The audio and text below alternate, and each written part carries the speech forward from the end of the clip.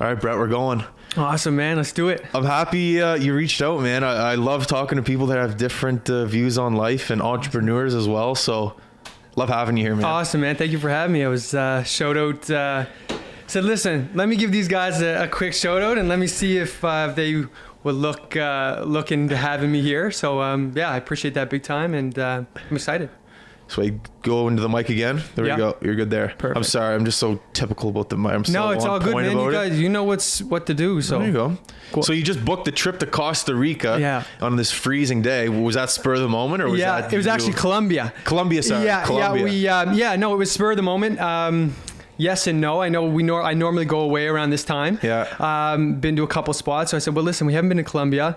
And so yeah, we're going to shoot down there, me and the girlfriend. And yeah, so we're just seeing what's going on and check out Colombia, see how it is. Have you ever been there before? Never been there. My girlfriend's from Mexico. Ooh. So I'm back and forth to Mexico quite a bit, but never been anywhere south of Mexico. So I said, let's do it. We were looking at Aruba at the beginning, but then we said, listen, let's trash Aruba. Let's go over to Colombia. You ever see the show Narcos? Oh yeah, 100%. Beautiful. Don't get me wrong, it was terrible what happened, but beautiful country. Oh my gosh, looks 100%. Amazing. Yeah, no, it's gorgeous. I mean, just everything from the big kind of hacienda like plantations that they have there, the big estates that are going on there and different things. So it's cool. I want to go down there and see if like the Colombia that we see through the media is still the Colombia that's there, more just the way it looks and kind of how things go down there. So I had a guy on here, Aaron Hoyles. He's a hockey player. He's over in the Middle East over Christmas. Oh yeah. And he said it was just what the media portrays over there to be dangerous, scary people. It was a great time. People were friendly, holding doors for him, saying hello, how are you? It was a big common common misconception. 100%. Said he had a great time over there. And that's the thing. Like I've been to quite a few places, like through India and Egypt, and I was in Egypt last year around this time. Oh, fun. And it was that. I think we were going down. I mean, we had to like file with the Canadian government to say that like 2 Canadians are heading down to Egypt at this time, and like so that they can keep like tabs on us, and if anything happens down there, they know they have like 25 Canadians that are tourists there. Yeah. So but we went down. It was like so much different than I expected. Everyone's so welcoming, everybody, especially too when you say you're from Canada. Yeah. They say like, there's so many Egyptians in Canada. Oh, my cousin's in Canada. My blah blah blah's in Canada. Yeah. So I found that they were very, very welcoming. Maybe if you said you were from the United States, or maybe, you know what I mean? Maybe something might be different. But for the most part, with being down there, not only is it an amazing country, but the people were fantastic. So unreal. Yeah. So I said in the intro here, you're is weed activist. Is that accurate? Yeah. I say that I'm more headed out of the activist now that cannabis is legal. I would say more of a cannabis entrepreneur now. Okay. I started kind of an advocacy activist group back in 2014. Well, let's talk about that, because it must be a rewarding year for you right now. Very, very much so. It's almost like it's surreal in some ways, for sure. So back in 2014, I was in real estate. So I was slanging houses all around, and everything was great. And then I said, you know what, listen, I have this idea. I want to move forward with trying to connect cannabis patients, people that want to know more about cannabis as an alternative medicine. Let's connect them to physicians that are educated in cannabis, and that at least can be able to write their prescription and get their license for them. Because I found I have arthritis, and I was trying to move forward with just speaking to somebody. I wasn't even going to get my license at this point, but just more talking to a physician to kind of understand how things were. And I couldn't find anybody. Nobody wanted to talk about it. Nobody said, listen, don't even come in here if you want to talk about cannabis or getting licensed or anything. So I said, well, if I'm in this position, how many other people are in this position? So I started to go around and call people and talk to different clinics kind of around Canada, and said, if I bring people your way, can you do kind of a telemedicine Skype interview with a physician, and they can get more information about doing this? So they said, yeah, we're definitely very interested in that. You didn't see any clinics around Nova Scotia at this point, and things were kind of very spread out when it came to cannabis education. So that's what we did. So we would find people in Halifax and basically around the Atlantic provinces, and we would send them to these different physicians, and they would get more information on cannabis, and they would, understand that it's not this very, the media makes it out to be one thing, but what it really is and how it can really help somebody is a totally different thing. So, I've done, cannabis marches, and I've done all of these different things that are kind of, you know, these activists, different planting cannabis seeds in you know, the city hall, like the city building. And have you? Yeah, doing different things just to kind of try to remove that stigma. And if you plant, you know, a cannabis seed next to a tulip, a tulip is normalized. Maybe it'll normalize just the face of cannabis a bit. So these little kind of, you know, things that I've done back in the day. But we switched gears once we saw that things were moving. Well, you know, now things are moving, and now the talk is you know, people are starting to have this talk. So let's keep moving forward with it, and let's see what we can accomplish with it, right? So. That's really cool, man. You must have, in order to have the passion that you have, it must have helped your life in a way that was incredible. 100%. Like if you're going to dedicate your life to something like this, the marijuana, the plant must have done something to you that have just it changed your life. That's what I'm assuming. 100%. Like you couldn't be any more right. It's like so I have arthritis. I was diagnosed with juvenile arthritis when I was 7. Ooh. Yeah. So I was battling with like chronic pain from a very young age and trying to understand what inflammation was and how I can soothe it and everything. At the same time, get this, at the same time, I was born with 1 kidney. So I got a lot going on. So you can't drink that much. Well, yeah. No, it doesn't stop me too much, but yeah, the doctors say not to drink too much. But, so the big thing is that the anti-inflammatory medication that they were giving me for my arthritis affected my kidney. So they said to me at a certain point, listen, the only thing that we can do for you is give you cortisone.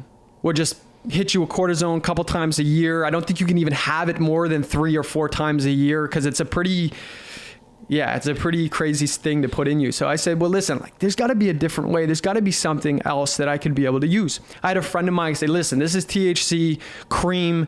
It doesn't get you high. You're going to rub it on the different spots where you feel that inflammation, and maybe something will happen.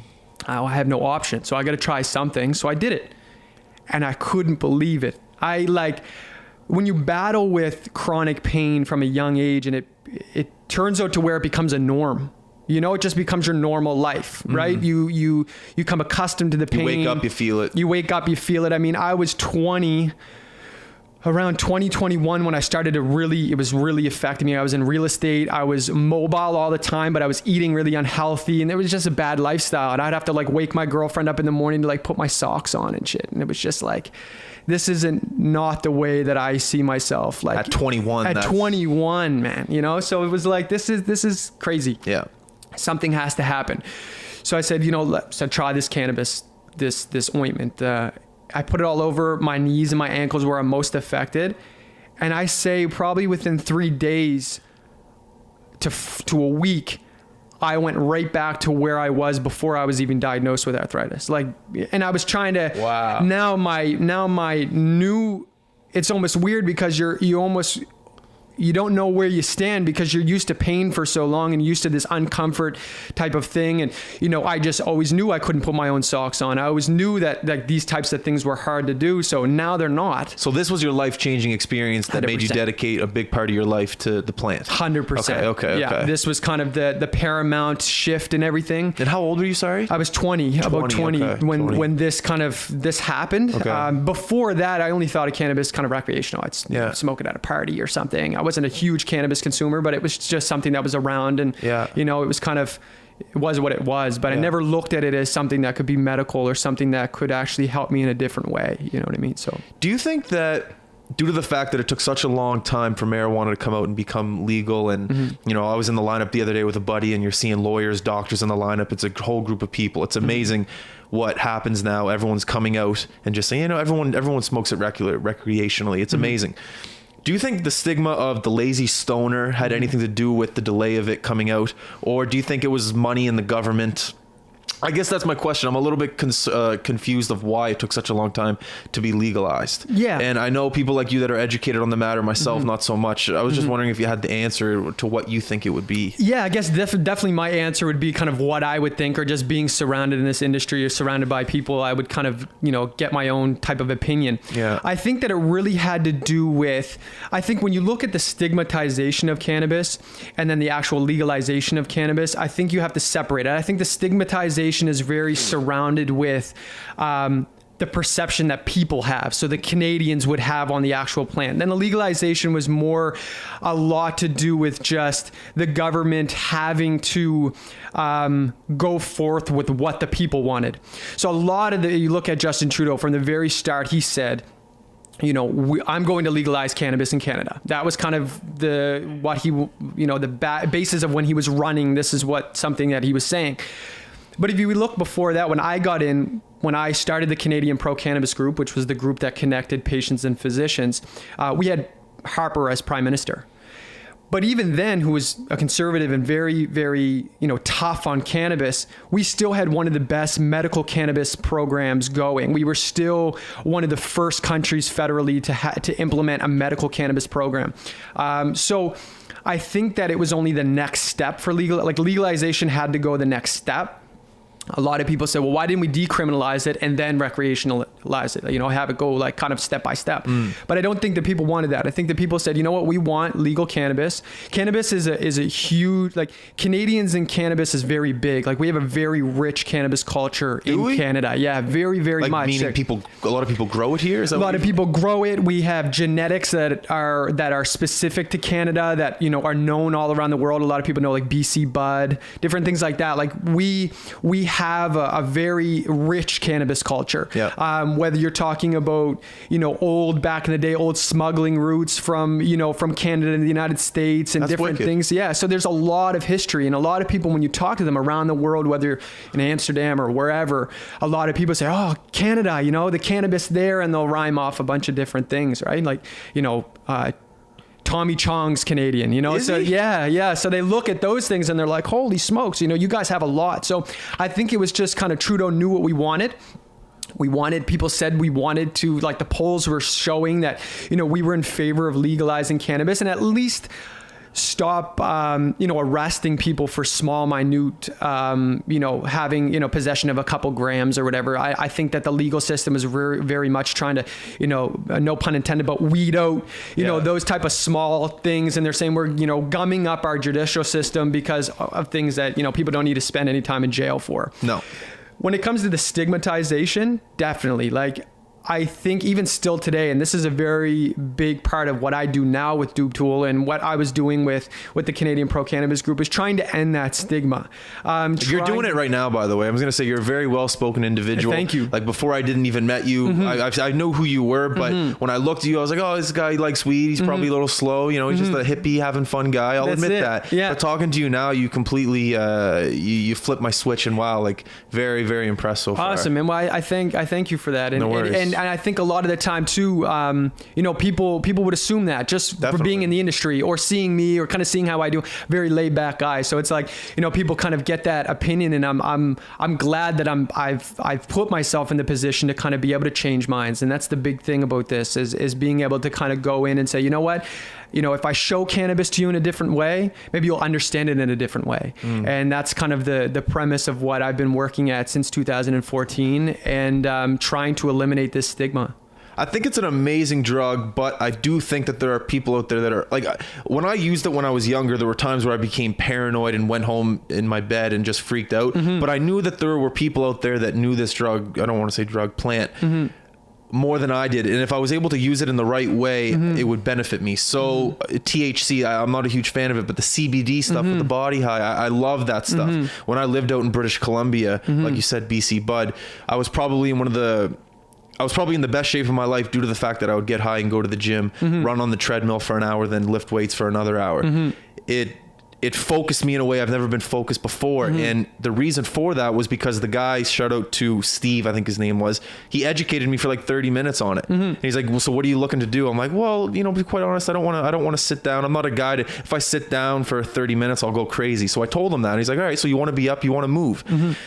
And I'd take 2 hits of the joint and just 3 hits of the joint, 4 hits, whatever, and just go have one of the most amazing workouts of my entire life. And from that day forward, I was like, okay, if I'm ever going to move forward with this drug and experiment more with it, I want to have people like yourself around me to educate me on it. And that's what a lot of people are telling me at the new NSLC, that there's people that are working there that are just kids and they don't know what they're talking about. Do you want to talk about that? Is there anything there to talk about? Yeah, definitely. I think that's the big thing about cannabis. Like legalization is that's the overriding thing with legalization is where's the education coming? Yeah. This has been not only the plant is there's a lot of misconception with it. And that's because of where it came from. I mean, it's a subculture, and a lot of people, instead of going to the liquor store and understanding, okay, if you went up to a liquor store employee and you said, listen, like I've never drank before in my life, what should I do? They'd walk you right over to the beer or something, a Pilsner, like here's like a 4% or something, 5%, try this out, have a couple beers, see what you like, and then work your way up. And then at some point, maybe you can go to, say hi to the captain at some point or whatever. But, it's like but there wasn't that type of education with cannabis. You just went to the local guy that you knew. Yeah. You grabbed your cannabis, you rolled a huge joint, and you smoked all of it. And that's what I hated. Exactly. Because that just drove me, my head just was like, I can't do this anymore. That's what I hated. For somebody that's a cannabis entrepreneur, advocate, activist, what have you, I don't consume cannabis that way now. I didn't before, and it's for that exact reason. Really? It's for, I can't just sit down and roll this huge joint, smoke it to my head, and then think everything is going to be fine. No, I'll get anxious, I'll get paranoid, I'll get jittery, I'll get whatever. So what I tend to do is microdose, just like you would, if you have something that with a high percent of THC, you take a little pipe, you might have 1 or 2 hits, or roll a joint. You might only, 1 or 2 hits from that. And that's good. And I can get to a point where I can be creative. I can work on the business. I can work on whatever. And I can have conversations. I can answer the phone. I can do different things and not have that worry of, I'm too high do I look high? Do I smell high? You know what I mean? These types of things. So it's really coming down to the education, and it's really showing cannabis for what it really is and understanding that there's different ways to use it, just like there would be alcohol. Some people like to have a glass of wine at the end of the night, and 1 bottle of wine might last them a week and a half or a week. 1 gram of cannabis for somebody that uses it in a certain way might last a week or 2 weeks, where another person could roll a gram up in one go and you know what I mean, sit there and rip it. So it's like, it just depends on how you want, and knowing that you use cannabis to the way that it works best for you. And that's the thing I think is most exciting about the plant, is that there's ways that it can benefit you. Imagine going into a social conversation not feeling anxiety but feeling comfortable and loose. It's almost like having like that 1-2 beer buzz. I had a drop of THC oil once just on my tongue, just a drop. One of them, first of all, one of the best sleeps I've ever had, and just one of the best days. It was in the summertime, like mid-August. I remember, walked down to the waterfront, and it was just an amazing experience. I still haven't done it to this day. I don't know why, but that excites me. Exactly. Just all the options. Have you ever been to Amsterdam? No, I have never been to Amsterdam. First time I ever got high was in Amsterdam. Oh yeah? Well, I guess that's a great place to do it. I was actually after graduation, so right after grade 12, me and Alex Ferris, Ben Richardson, we went out. I shouldn't have said their names, whatever. And we right then and there in Amsterdam, we're like, all right, we're going to do it for the first time. We'll do it right here. And amazing. It was quite incredible. So get there if you can. 100%. It's definitely on the list for sure. Yeah. You just go right in front of a cop, you just smoke a joint. You're like, do what it is, right? And that's what it is. And I think when we get to a point where cannabis can be celebrated, knowing that if I choose to consume cannabis, I'm not a bad person, or I'm not a lazy person, or, this person smokes cannabis, he must be a loser, or he must, be very demotivated in his life. Just like somebody would say to me, well, I don't smoke cannabis, but I like to have a drink now and then. Perfect. If that's what works for you and that's what you like, I think everybody in this human nature is just to try to take the edge off. You know what I mean? We're all going through something. So it's to kind of take that little vice to try to take that edge off, in whatever way you use it. It's very important to understand what works for you. And I liked it. After I started, when I kind of looked at it more in a recreational sense, it was great because I was in real estate. And real estate's an early morning game. You got to be up early. You're getting phone calls all the time. So I couldn't be hungover. If I wake up and I have to go show a property and I'm not feeling the best, or I'm, kind of off, that's the opportunity out the window when I had that one shot and you're working on commission. So everything counts, right? So, I could have that buzz at night with the boys or whatever, and then wake up in the morning, to have a great sleep, and then wake up in the morning and feel fine and feel refreshed. Well, hey, let's go and, let's look more into this. So it's definitely, the big thing is education, and the big thing is just knowing how it works for you, and not kind of playing into the norm where, consuming cannabis, well, if I consume cannabis, I have to smoke a huge joint. Well, no, that's not the way it is. You can take small dose edibles, you can take oil, you can take a one hitter or whatever. whatever works for you works for you. So ending that stigma is big, and that education is even bigger. Unreal. Let's talk about your company, Doob Tool. Tell the people a little bit about it. So Doob Tool, we're the first cannabis multi-tool in Canada. We're the second we were the second designed in all of the world. So we're kind of in this space where I had this idea for a tool because, again, I live an active lifestyle. I love to hike and camp, and I'm out quite a bit, snowshoe, everything. So I found that I would consume a lot when I would be in these places. So I'd be in the woods. Sometimes I'd go alone. Sometimes I'd just go for a walk, or I'd have my notebook and I'd just be writing ideas or whatever. And I would consume out there, but I found it was very difficult. I had things like I'd be picking sticks up off the ground to help me, roll it, whatever. So I thought, I'm going to go buy. There must be like a multi-tool, like a Swiss Army knife for cannabis, because it's very accessory based. Cannabis always has many accessories that kind of help it. So I went home and jumped on the computer and tried to look for something.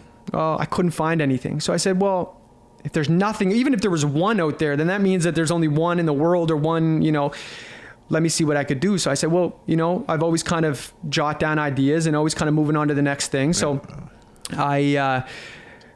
if I was going to design it, how would it look? How would it feel? How would it act? You're such an entrepreneur. Like, that's just what an entrepreneur would do. Exactly. Like, all right, I got to get on this. Exactly. And you know what? It was funny because when I designed it, I sat down. It was kind of a weird situation because it was Christmas time. My girlfriend was in Mexico. My parents were in Cape Breton, and I had to work. So I was at home alone. So I was kind of in this little like somber mood, kind of like, oh, I'm by myself here, like if I'm going to do something, let me kill some time. Yeah. So I just designed this thing the way I would think it would be done, or the way at least I would want it to be done. And made a prototype. I'm a very visual learner, so I cut a shoebox up and with duct tape and everything, and I made this prototype, and I thought, okay, this is cool, but I have no money, and I don't have any resources in product development, or I don't know any engineers to put this together, so I put it up on the shelf. And I said, well, you know what, I'm going to start this other thing that I have, and this is the Canadian Pro Cannabis Group, and I'm going to move forward with this, and what this is going to do is get me in the door with cannabis consumers and people in the industry, but it's also going to allow me to build a database. And I'm going to build clients and customers and different people that I know, so that when I go to launch Doob Tool, I'll at least have something to launch it off of. And so that's what I did. I went forward with that. And met up with a business partner who's my business partner now. And I kind of pitched him an idea of the Canadian Pro Cannabis Group. Listen, do you want to get on board with this? I need help. This is moving very quick. He said, yeah, for sure. This is awesome. I'd love to do this. I said, I also have this other idea as well. It's called Doob Tool, and it's a cannabis case. And he said, whoa. Forget about the Canadian Pro Cannabis Group. We have to move forward with the Doob Tool. So I said, okay, well, let's move forward. And for 3 years, it was just crawling our way through product development. I had no understanding of product development before. Didn't know anybody that did. Couldn't really reach out to anybody that had, successfully made a product when you're talking about molds and different polymer and metal and different things. So it took a long time, but it was more just to educate myself. I knew that kind of the end point that we were trying to be finished around would be legalization. And at this point, Trudeau was just starting, and legalization was going to be looming in 2018 at some point. So we got it to a point where we prototyped it a few times, like 6 times, and then finally came out to, okay, this is where we want it to be. And we moved forward with manufacturing, and now it's a thing. So it's pretty surreal to see my room full of boxes, and to actually have it from an idea to where it's a tangible. What do you think the biggest challenges were from the shoebox prototype to now of getting that off the ground? Oh, wow. That's a great question. I could go on forever with that. You got to name just one, maybe two. Two of the biggest. I would say trying to battle the government for patents and for trademarking. I think that's huge. Like, a lot of people see cannabis as being legal now, but they don't realize that there's so many regulations that are still backpacking off the legality, the illegality of cannabis. That's the hard thing. Like, I can give you an example of one. We were launching an Indiegogo campaign. What's that? Crowdfunding. Okay. And so like GoFundMe, more or less. So we put it out there, we put a video, put the whole thing together. Everything was great. Indiegogo contacted us and said, we're going to be pulling your campaign because you are offering a cannabis accessory. We run off a federal platform, and your paraphernalia under this federal platform in the United States. So we had to be really tricky and really creative. And at the end of the day, it just turned out to be very confusing for the person that was looking at it. Yeah. Being like, In the middle of that. Sorry to interrupt you. Could you say like, it could be like a tobacco roller? Exactly. But what we wanted to do is we wanted to be in the cannabis space. I thought to me, it was almost like a sellout if I said, this is a tobacco tool. Yeah. We were aiming to be in the cannabis industry. We knew it was going to go legal in Canada. So we didn't want to, I'd almost rather not have it than have it that way. That's fair. We got contacted actually in the middle of our campaign. So we were getting attacked by from Indiegogo on one side, and then the government gave us our trademark for Dupe Tool. Oh, so really? Perfect. The Canadian government? The Canadian government gave it to us. So we were like, great, we're happy, we're celebrating, everything is good. In the middle of our campaign, which would have been about 2 months after we got that trademark, they contacted us, our lawyer contacted us and said, listen, the Canadian government reviewed your application again, and they said they're sorry, but they prematurely issued you a trademark and they're actually pulling it. So I said, well, this is crazy. I'm public. Everything is out there now. It's everybody can see this, and now we have no protection over the name. This is super scary. So after appeal, we got it again. But when I say appeal, that's a lot of time and money. Like you're paying a lawyer to appeal and to revise and then reappeal and revise and reappeal. So these are the types of things that were very, very difficult. Same with our trademarks. We ran into a lot of problems. We appealed it, finally got it. But again, very expensive, and something that most people in any other traditional industry, any other entrepreneur in any other traditional industry wouldn't have to go through those hurdles, right? So you know what you are? You're a pioneer. I don't know. I think you are. Yeah. You paved a highway for some people to come up and do what you want to do due to the fact now it's legal and they can follow in your footsteps. You're a pioneer. That's incredible. That's amazing to hear. And I hope that, I hope I can kind of live up to that, or I can at least, keep moving forward. There's still a ton of hurdles that we're running into every day. Like what? Not being able to sponsor posts on Instagram or Facebook. Why not? They run off a federal U.S. platform and we're still illegal. I never thought of that. Anything that runs off a federal U.S. platform, we are not allowed to do anything that is, we're allowed to be on Instagram. Of course, we're allowed to be on Facebook. We can't have anything done with them. Just many things. A lot of banks won't touch us. Actually, at the back end of our website, we had our service provider, our payment provider that would take all of the payment through our website. They contacted us on Friday and told us they're canceling our subscription and canceling everything on the back end because, again, they run off a federal platform. So there's still a fight. Oh, 100%. Still 100%. A fight. Yeah, 100%. So we look at it. I mean, the things that we've gotten over so far were huge. I mean, the Canadian government, going up against the Canadian government and trying to get patents and trying to get different things. I mean, once you get around that, you almost feel like, if anything else comes in, like we can get around it. So we're not stopping. It doesn't, if anything, it motivates us more. And knowing that, you can get around anything, and that, and once you get around that, you get that momentum, and you're like, yes, like, let's keep going. Like, we got around this one. I thought this was dead in the water, but it's not. We're still breathing here. So let's keep on moving. Right. Where do you think your attitude and all this comes from? You have a very positive attitude. It seems like you're very optimistic. Most people, when they run into a wall, they give up and turn around and do something else. But it seems like you, like I said, you're a pioneer. You keep pushing. Where does that come from? Is it your parents? Is it your surroundings? Is it your girlfriend? Where does that come from, you think? It's hard. A lot of people ask me that question, being like, I was in real estate, started in real estate when I was 19. Yeah. So it's like, a lot of people ask me why so young? Why did you get like this? And I think it's because I didn't really have much to rely on. I grew up in the North End, middle income family, working class family. My parents didn't have a lot of connections. They didn't have the money to kind of give me to go forward or do anything like that. So I realized at a really early age that if I wanted anything, I'd have to put probably 200% of my effort into it than, versus some other people that would only have to put 100 or whatever into it. And I realized the harder that I worked, even if at the end of the day it didn't turn out the way I wanted, at least I gained lessons, and I was, okay, I won't make this mistake again. I won't do this. And I was kind of able to move forward with that. I think at the same time, I was around a group of people that pushed me. The boys from the North End, they were, they always rallied behind me. Listen, if you think you can do it, you can go and do it. Go out there and, get this done. And, you have a lot of support that way. Great group of guys, by the way. Yeah, grew up with them as well. 100%. In the hockey community, great group of guys. That's it. And when you come around, when you're surrounded with people with that type of mindset, and you're surrounded with people that are going to get things, whether it's hockey, whether, work, careers, whatever, you get that push from them. I was always a little different than them. I was kind of, I dressed different, act different, thought different, but they always embraced me, and that was amazing. They always made sure, listen, Brett, like, if anyone's going to do it, you're going to go out there and do it and do your thing. So I don't know. I guess that I just realized at a really early age that if I want something, I'm going to have to go out there and get it. It's not going to fall on my lap. I mean, you could understand that. I mean, high button doesn't just, happen. It doesn't, just doesn't fall on your lap. You have to put in a lot of work. And if you want to get somebody on, you have to go out and approach that person. And,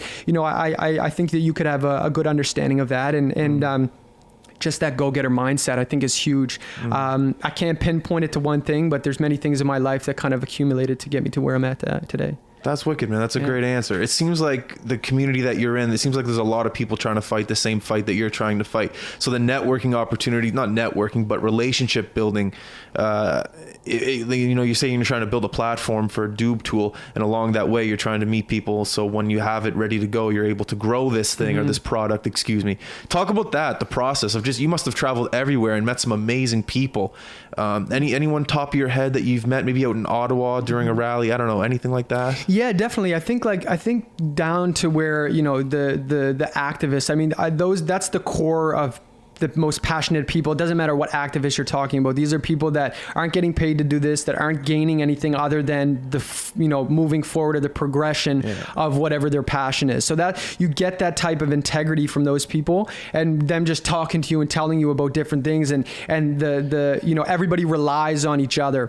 I think, again, too, I was invited to the World Cannabis Congress in St. John. Get out of here. Yeah. So, and I met a lot of people. That was kind of the congregation of kind of different people, whether it be entrepreneurs, policymakers, different people coming together, whether in cannabis or not, meeting people from Japan and, different places. And you're looking at them, and they're all looking at us going like, Canada did it so right. Like, you guys are, rocking, and whatever you guys are moving forward with, move forward with vigor, because, you guys are in the space right now to do this, where, somebody in Japan wouldn't be, or somebody even in the United States wouldn't be. I would love to see someone from Japan and Newfoundland. Oh, 100%. Imagine that, eh? That's hilarious. Yeah, it was a kind of a bizarre moment, if you will. Like, you're with a lot of suits, a lot of people in suits, a lot of, kind of corporate, straight people. And then, I can remember one point where we were actually in the back. There was I guess a party after one of the events. Yeah. And I went out back, and, I'm not a huge drinker, so I kind of have like one beer or whatever, and lit up a joint. Yeah. And everyone kind of like, it was kind of giggly. It was like almost like back in high school or back in junior, kind of came over to me. And I said, do you want to try some? Well, I don't know. And my wife and da-da-da. And I'm just like, well, listen, it's the Cannabis Congress. And if you don't, that's not a problem at all. I'm not going to force anybody to do anything. But if you want to try it, this is the percentage of THC. I would suggest, if it's your first time, to take a small puff and see how you feel. Yeah. And you had a lot of people coming after the next day. Oh, man. Hey. So it was cool. I think you got to put yourself out there. And I was terrified to go. I didn't believe that I should be there. I didn't believe that. How old were you? This was last year. I was 25. Dude, you deserve to be there. So I guess that's just self-doubt as well. I think everybody goes through that, whether it's, right before a big game, hockey game or something, you get called up to the next tier, and you're nervous. You don't know if you can stand with these guys, right? But those are the moments that turn you into someone better. The reason why I asked that question is because my favorite part of the High Button is just meeting so many people and networking, building relationships, asking for favors, doing favors. It's things like that just make me wake up just so happy to do what I love. It's just things like that I love. So when I ask you that question, it's just due to the fact that it's my favorite part. And when you say about being in situations that make you nervous, I was in a boardroom the other day with some bigwigs, and I'm just sitting there in my dress shirt, got ketchup stain on my shirt. I'm just there. I'm not really supposed to be there, but for some reason I'm there, and I'm just like, well, why? I'm in the middle of the meeting, and after, I was like, why am I here? Why am I in this situation? And I think it's just because if you're passionate about one thing and you're able to put yourself in situations where you're scared and you don't think you belong, good things will happen. So I just remember sitting there and these people talking to me like I deserve to be there. And it was just such a rewarding feeling. And, you know, I just feel like what you're doing and what you're going through, and even though the fight is still there, I just couldn't imagine the amount of reward that you feel on a day-to-day basis when some things go through, some things don't, but it's the fight, and the fight is what makes you happy. And the fact that you're still fighting, you must be a happy guy. That's it. 100%. I wake up, I can truly say, and I'm blessed to say it in a way. I wake up, you know, very refreshed and very, you know, secure in what I'm doing and what I want to move forward with. I couldn't imagine waking up and kind of not being in the place that you want to be and kind of feeling this stuck feeling. It's so scary for me to feel that. I almost try to do everything I can to not. And whether that's a good or bad thing, I'm not sure. Maybe I'll understand a little later in my life. But I think, you know, just what, you know, to touch on your point as well, is to you know, to reach out to people and to do different things. I think at the beginning I realized that I didn't really have much to offer but myself. You know, this was before Doob Tool. This was before, you know, anything. So it's like, listen, man, like, you know, if you just, I would tell people like that would be having events at, you know, a clinic or wherever, I'd say, listen, I'll just be a head here. Like, I'll just sit, if you need people to show up for something, or man, if you want me to clean the place before, I will do that, just to be in amongst you guys and listen and have that ear. And, you know, something like I would ask in return is like, you know, I have 10 questions, and if you could answer these 10 questions, and then that's all I would need to be fulfilled on my end. And those are the types of things, like, you have to go and get what you want. No one is going to give it to you. So if that means you have to go, A, work for free, B, you know, volunteer, or C, just like grind out and sweep someone's floor or clean something or do whatever. Yeah. And that's what you have to do in order to get to that position. But keep a good understanding of what value you bring as well. I think that's you know, you don't want to be running around doing things for other people that don't, you know, you want to understand your value and know that at the end of the day, two people are coming together, whether you're helping them with something, that they can also help you with something. And that's where the 10 questions would come. You know, can you answer these 10 questions? And then I would have some type of, you know, ammo. I would go out there and go, cool, I learned something from this. I got something in return for what I gave, and, you know, let's keep it moving. So that's the big thing. And, you know, anybody that's, you know, not even a young entrepreneur, but anybody that's really trying to go get anything, whether it be an entrepreneur, whether it be, you know, you want to hit that fitness goal, whatever it is, have to go out there and get it and trust the process. So the thing I like about what you're saying is that you sold yourself. You're giving yourself, because that's all you have. That's one thing I do every day. Look at me. I'm myself. I'm selling myself. Another thing I like to do is sell time. You know, right now, the High Button, we don't have products. We have some t-shirts, but we're not making money off it. But what I do have, I have time, I have microphones, I have resources, I have things that I can offer. So anyone out there that's listening and you're thinking, you know, I don't have a Doob Tool, I don't have a High Button. Okay, well, what do you have? You have a hockey stick. Do you know how to shoot a puck? Maybe your neighbor's kid sucks at shooting pucks. Go over to your neighbor, knock on the door, be like, hey, little Bobby, what are you doing? Let's go practice your wrist shot. The dad notices that. Hey, do you think you could do that? I'll give you $20 a week. It's things like that at the top of your head that you just got to do. You overthink shit. You don't have to work at McDonald's. You don't have to work at Subway. Not that there's anything wrong with that, but there's opportunities everywhere. I'm at Colonial Honda today getting my car fixed. I'm sitting there for an hour. I'm looking at the sales manager office. He's just sitting in there doing nothing. I go knock on the door. Hey, Steve, how you doing? I'm Justin Belanger, High Button. Can I tell you a little bit about what I do? I sit there, have a 20, 30-minute conversation with the guy. That's a relationship made just from sitting in a lobby instead of looking at my phone on Instagram, looking at girls. I'm in the sales office talking to Steve about maybe buying some advertising for the High Button. You always have to be thinking. You have to constantly be thinking 24/7 around what's going on. You could be working at a construction zone, see that a guy has a bad leg, and just be like, hey man, I'll help you out here, take the day off. Maybe this guy owns a lawnmower that he'll give to you. Like, just the possibilities are endless. And if you have that one-track mind, that can really, really, really, really limit you. If you just kind of let go of everything and just think of life as I don't know, what am I trying to say? Like free moving, like you help me, I'll help you. Comes and goes, yeah. Everything comes around, right? And I used to listen to people talk about this and just think, you know, that's bullshit. Like, I'm not going to do this and then it's going to come back to me, but it does. It's an incredible market, an incredible world that we live in. And that's what I like about getting older is you when I was younger, you know, you don't believe these things, but when you get older, you start to figure these things out. You know, a lot of people say, oh, I'm afraid of age. No, I can't wait to be 40. I'm going to be so much better than who I am now. You know, it's things like that I just love about this. And when I hear you talk, I hear the exact same passion, and it's great to hear, even though you and I aren't in the same business, which I guess we could be, but it's just great to hear that people on your end are doing the exact same thing on my end. So I love to hear that, man. No, that's amazing. You know, and it's almost fuel when I hear somebody else, you know, kind of knowing that they can relate in the same way. I think that's a big thing. Like, you know, it does, like, you know, even talking about, you know, seeing somebody with a bad leg, telling him to, you know, take the day off and then you get a lawnmower. Like, people don't understand that that's how it happens. It's not, you know, you get hired by this big company and then you make a bunch of money and everything it doesn't work like that. When you want something, you'll find it in the most obscure place. That's at least in my opinion, and at least in my situation,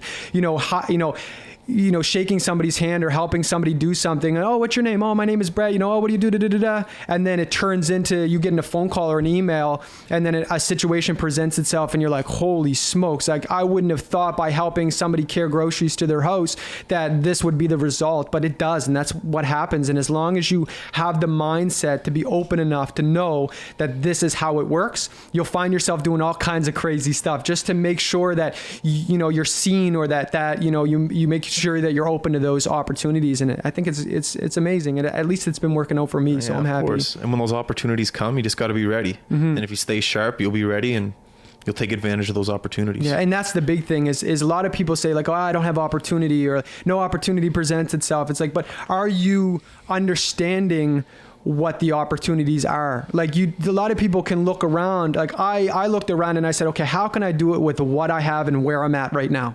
You know, I'm in a little apartment, you know what I mean? I don't have a warehouse. I can't, you know, get a warehouse and do all of this. Like, what can I do right now? Okay, well, I can get at least to this step. Okay, perfect. I created a logo. Okay, now I have a friend of mine that said that, hey man, listen, if you help me do this, I'll create the logo for you. Bang. Now the logo is created. I got a vectorized file. Boom, boom, boom, boom, boom. Like, I can literally think of where this started as in me just jotting in my notebook to now, you know, accepting, you know, shipments from overseas, you know, and that, you know, that I guess process is something that is not planned. I didn't say, okay, well then I'm going to do this and this is going to happen. And then the next thing, it just kind of unfolds. And sometimes, you know, you're putting fires out a lot of the time, but as long as you can stay motivated enough to know that once those fires are out, you still have that passion for it, then, you know, put those fires out, keep moving forward, you know? Cool, man. Outside of all this, I know you said you like to hike. What else? I don't know. I guess I'm really involved in Doob Tool, of course, and I really try to put a lot of effort and time into that. You got to have an escape, though. 100%, and I would say that it would be traveling. It would be kind of it would be being in the outdoors, going for a hike, whether it's, you know, with friends, girlfriend, whatever, or by myself, which is great. I love to go out and reflect. Just go down there, sit what's going on, see if there's anything that I can recalibrate on my end. And I find that's kind of just a peaceful time. I don't have any of the hustle and bustle. I live in the North End, so it's really busy. Quick question about the North End. Did they put the rink up next to the fire station this year? I'm not sure. I don't know if it's been there for a while or not. Oh, really? I used to love that place. Yeah, I know. And it's like, that was childhood memories. But I think, and I'm not 100% sure, but I think they found kind of a conflict to somebody maintaining it. And I mean, that, you know, that happens, but I always thought it was the fire hydrant that took care of it because they had the water, the hose. I thought they just walked. I thought. Yeah. And I know that was the way it was when I was younger, a lot younger. Was it? But I think they more or less said, we'll provide the hoses, we'll provide the supplies, and then you have to find somebody that can do it, right? Okay. So, but I'm not sure. I'll have to go check. I only live right around the corner, so I should know this. Do you? I love that neighborhood, man. You're right next to the Rotary there. Walk down, get a slice at Mother's Pizza 100%. Or what's the Salvatore's. Salvatore's right in that. We're right in the Hydrostone area, and it's just like... I love that area. It's a good vibe. It's funny because, you know, even growing up there when I was younger, you know, it was a tough neighborhood, and you know... You were always conflicted with, you know, growing up in the North End, you'd ask your friends from wherever, oh, come over to my place. You know, you can come over here though. You can come over to my place, you know. So it's like, but I find that we've really, you know, taken on such a cool perspective of the North End, whether you have like, you know, the artsy community or whether you have kind of the artisan pizza, artisan food, you know, different things. So it's really turning into an awesome spot. A lot of families are starting to come. You're starting to see more kids now and stuff. So it's starting to, I remember being younger and I used to go to Rockingham School just down here, elementary, and not a lot happened. You know, it was kind of suburb kids, you know, polite.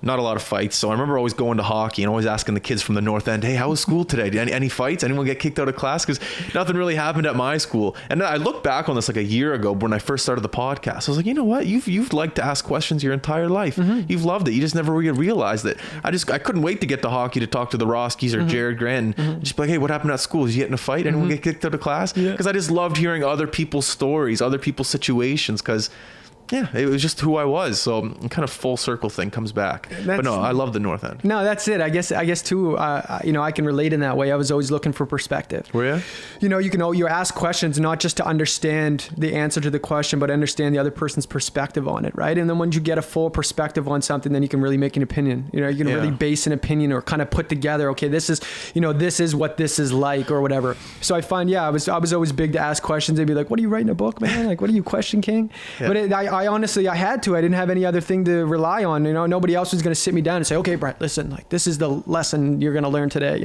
So you have to look at everything, take everything as a lesson. The North End was a great place to do that. You grow up with a great group of guys and you kind of go through things. I kind of look at it as going through things together. We all went through a lot of things together, and I have tons and tons of amazing memories with these guys. So it's really cool. And to kind of get that perspective from different spots, you coming in saying, what happened at school today? It was funny because something always happened at school and it was pretty always crazy to somebody that wasn't surrounded by that. To us, it was kind of just day-to-day stuff. But, I was always the same thing, being in lacrosse or hockey or whatever, somebody coming up asking and they, oh my God, man, are you serious? Like, yeah, that actually did happen. And, but no, it's cool. It's cool to get the perspective from somebody else, right? That's sick, man. Yeah. That's cool. I love how you can relate with someone that you've never met in your entire life. I always talk about that. That's what I've learned so much about this podcast. You can sit down with someone for an hour and just be like, Jesus, this guy's kind of similar to me. A lot of us are, get away from me. I don't know you. But when you sit down with someone for an hour, talk, you're like, Jesus Christ, man. Same guy. It's quite incredible. That's what I love about this. That's it. I think that's super important. You get down, you sit down with somebody where you're both open. That's the big thing.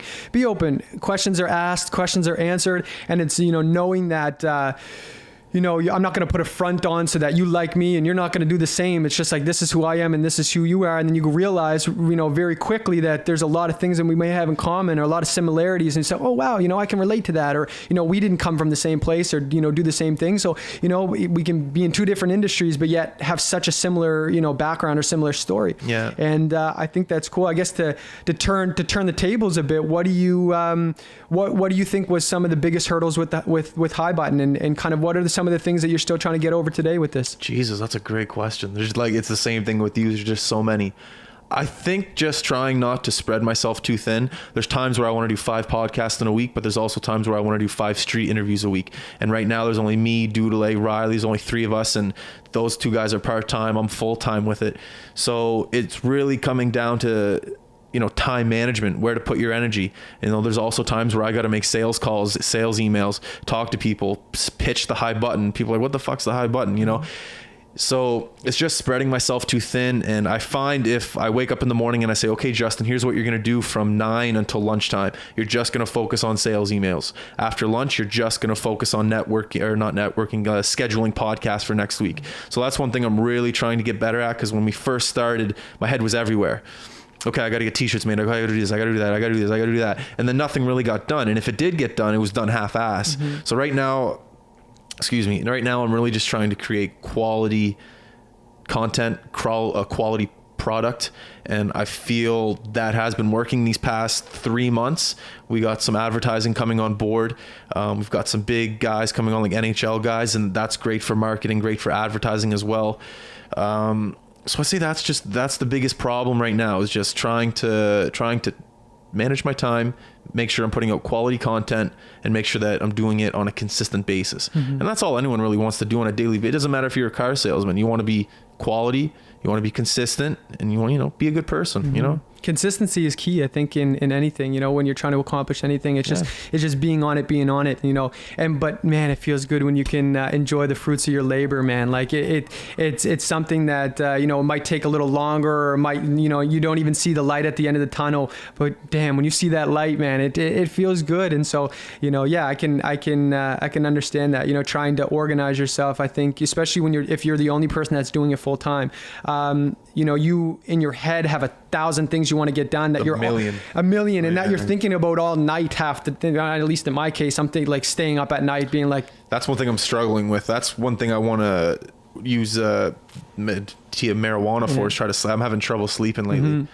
Yeah. I have no problem waking up. 100%. Geez, I feel like I feel like I'm awake the whole night. So it's definitely, I think that's it. And consuming cannabis, for me, is the time that I find I can really get that rest. You know what I mean? I can really chill my mind out and relax and actually go to sleep.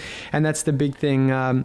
But it's all a grind in trying to progress yourself forward, or your business, or your team, or your movement, or whatever it is. There's a lot of people in Halifax right now that are working on something. I hear people, there's no opportunity in Halifax. I think the opposite. Oh yeah. I think there's so much opportunity in Halifax, and it's limitless. Like, there's just so much. You can do anything and be the only person doing it or something, And here's the thing about Halifax. It's only getting bigger. It's only getting better. It's only getting stronger. And that's in a sense of the economy. That's in the sense of a lot of things. So if you can get into a market early that hasn't been touched, and you can grow, and by the time, you're 30, 35 and have an established business, oh, look out, buddy. Look out. You can do some amazing things in this part of the world. 100%. I think, it still stands true. Like, Atlantic Canada slept on, not only by the majority of the rest of Canada, but by the world. Like, we're this little province, and just, speaking in the terms of my industry,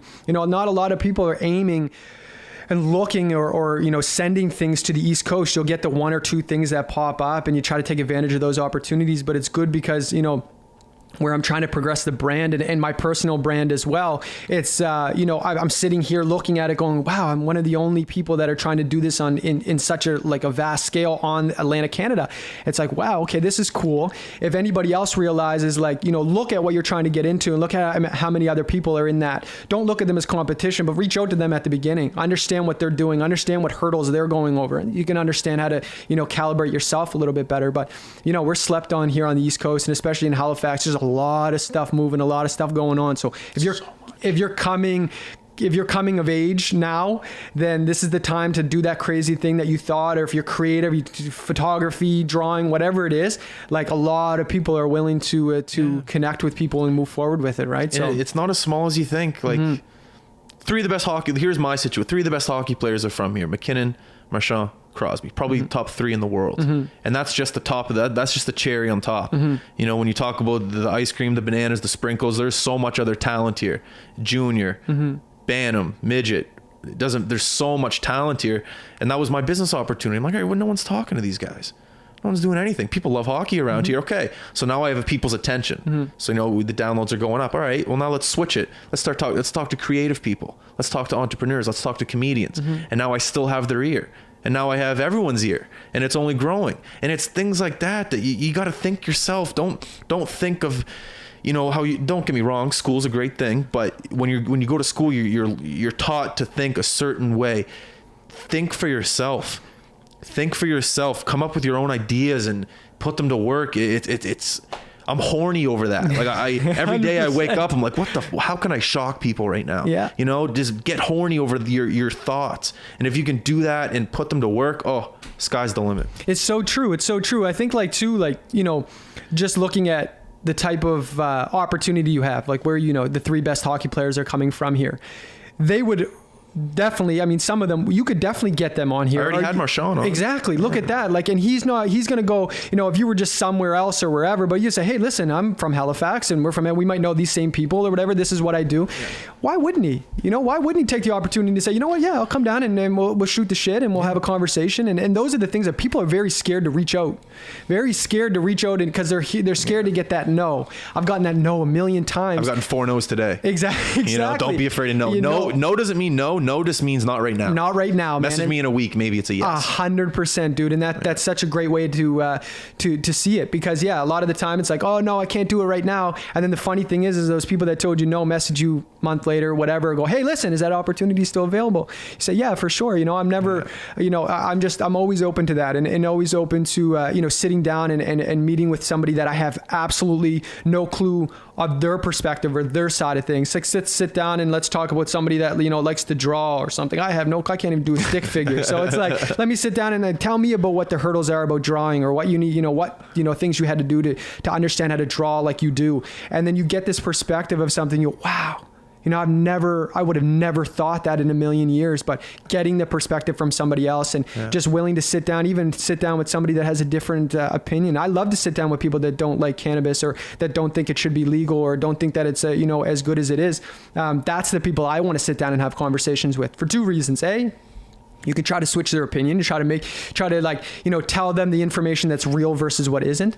But and at the same time, you can understand their argument, so you can understand how to, go to the next person, right? And you get those types of things. And again, it comes down to perspective. So it's like, it's cool. It's an amazing time in Halifax, amazing time in Canada, at least, for me or for everybody. And, if you're looking to get out there and do something, just get out there and do it, man, in any way, shape or form. So you won't regret it either. Exactly, 100%. We're coming up on an hour here, so I always like the last little bit to be your plug. If you want to plug Dupe Tool, say hi to friends, family, you go ahead. You deserve it. Amazing. Thank you so much, man. No well, worries, first off, thank you for having me. This has been an awesome experience. I'm always happy to come back or do whatever you guys need for me. When and you come anytime. back from your trip, 100%, I'll give you the load. Yeah, definitely. So you can check out Dupe Tool at thedupetool.com or dupetool.com, or the Dupe Tool on Instagram, Facebook. Cannabis multi-tool allows you to 10 different tools, over 20 different ways to use it. Caters to a consumer with an active lifestyle, put in your pocket, all in one tool. So check that out. We always love the support. We really rely on it because we can't sponsor posts on Instagram and Facebook, so we really rely on the people showing support and telling their friends about it. And thank you to everybody that has kind of shown us support so far. Shout out to the boys from the North End, and they'll be pissed if you don't show up. 100%. I had made sure I had to do that, wrote it down. Justin, thanks so much for having me, man. I really appreciate it. Appreciate it. All right, everyone listening, High Button fans, I already love you. You know what you got to do. Go to all of our social media outlets, like, subscribe, comment, iTunes, Facebook, SoundCloud, YouTube. I don't think I forgot any. And with that being said, we have some exciting news coming. I'm not allowed to announce it yet, but I think within, what's today, Tuesday? I'd probably say by Friday at the latest, if not Monday next week, I'll be allowed to announce what's going on. Some really exciting stuff. The High Button, I'm not going to say we're taking over, but we're doing some really good things, and none of that happens unless you, the fans, are helping and supporting. So from the bottom of my heart, thank you very much. None of this is possible without you. With that being said, we're out. Peace. Perfect.